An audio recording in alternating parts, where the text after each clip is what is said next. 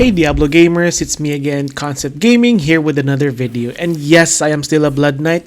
Why? Because I like to challenge myself, and by challenge I mean I like to work with the current legendary gems that I have and try to carry it over and make the build of my Blood Knight work. The best part of this game is that there are so many combinations, so many varieties that we can create with the current class that we have. What I mean by that is by being innovative, you can create your own build that suits the legendary gems that you have. Because it's just so easy to suggest buy this, get that. The thing that really challenges me is I like to work with what I have and try to implement it into the class or the build that I want. I want to build my legendary gems around the essences available with the current class that I'm playing.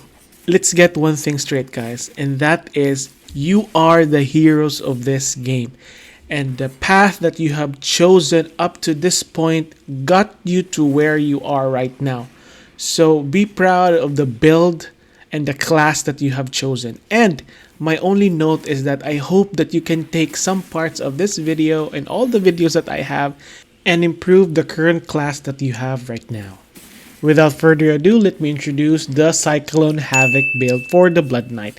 Now, I know there is no rule to name builds in the game, so I'm just going with this name because it's fitting to the build that I'm going to be showing you. Now, this is the build that I have chosen for the Blood Knight because it just matches the current legendary gems that I have. Now, how did I influence this build? So I did study all the essences that the Blood Knight has. It took me a while, but after that, I did categorize them into 3 parts, which are number 1, damage increase, number 2, continual damage, and number 3, crowd control.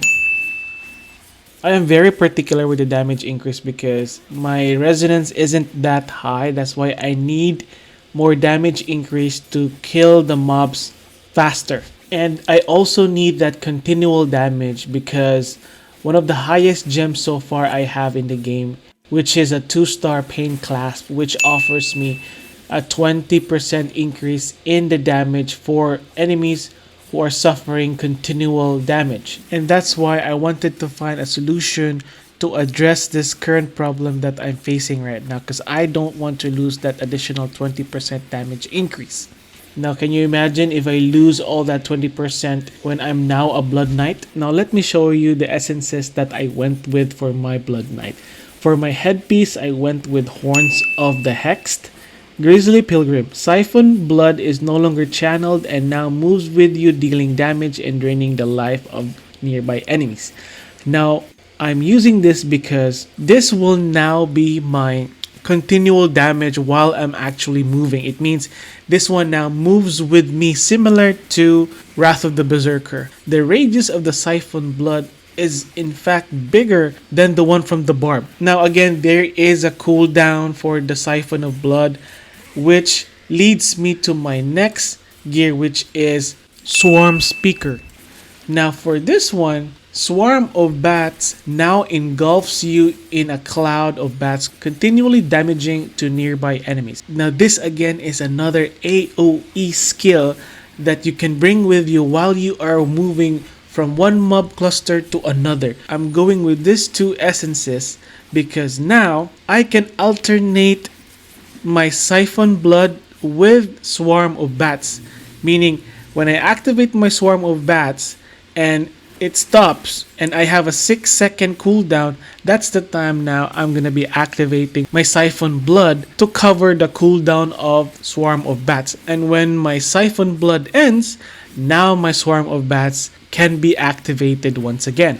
Now for my chest piece, I went with the Chiropterian trade. Swarm of Bats damage increased by 10%. For my pants, I went with Faces of Fading Mirths because Swarm of Bats now also poisons enemies, causing them to take 2726 continual damage for 3 seconds. Now this procs my Pain clasp. Now in my main hand, I'm using the Bisalver. Skewer now causes you to leap into the air and slams into the target location, knocking enemies up and stunning them. And this one has 2 charges. It means you can cast this twice.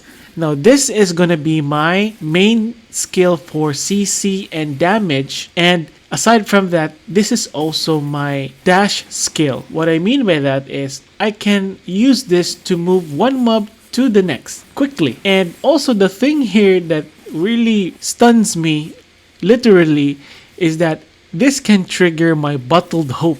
Can you believe that? This is not a buff, but this one triggers the activation of my Bottled Hope, which is really cool because I really need that legendary gem to be activated to get that additional damage once again. Now for my first offhand weapon, I went with Sprig of Hawthorn because this one just adds another 10% damage to my skewer. Now for my second main weapon, I went with Broken Corsac. When Siphon Blood damages the same enemy 3 times, it causes them to hemorrhage, dealing 3,863 additional damage. Eventually, when I get a hold of this Red Concord main weapon, which combusts my Whirlwind Strike, causing enemies to burn, that is also my other skill that I can inflict to have a continual damage. Now, eventually I will be changing the one that I have right now to the Red Concord because I want skills that offset each other to cover the lost cooldown and still have that continuous damage to enemies to get that proc from my Pain clasp. And my second offhand weapon, I went with Hanging Chalice because after Shadow's Edge hits an enemy, 2 blades ricochet out randomly, targeting nearby enemies and dealing 12,254 damage. And the thing that I like about using Shadow's Edge is whenever I want to move from one cluster of mob to the next, I can use this as a ranged attack just to keep my kill streak alive. And with the added bonus that it ricochets, it means it splits into 2 and hits additional enemies again. I think one of the questions you might have with this build is the mobility. Having only 1 dash skill to move from one mob to the next mob is a bit slow, so I addressed it by using the Massacre Paragon tree, and one of the skill there really gives you that additional speed, which is the Boundless Stride. So here, during a kill streak, every 10 kills grants you 3% movement speed up to a maximum of 15%. Now 15% is already a lot because you can now keep up with those fast farming builds from different classes. Now guys, I would like to hear your opinion and your comments about this Cyclone Havoc build that I have presented to all of you.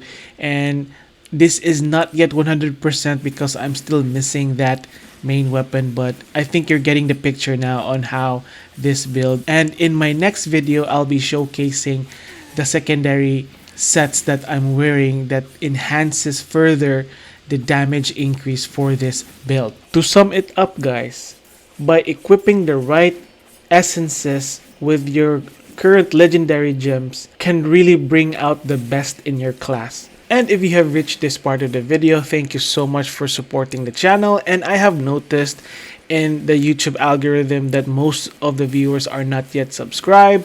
And if you do like the contents that I'm bringing out for Diablo Immortal, please consider subscribing to the channel because it lets YouTube know that my videos are worth sharing and worth your time. Later heroes, bye!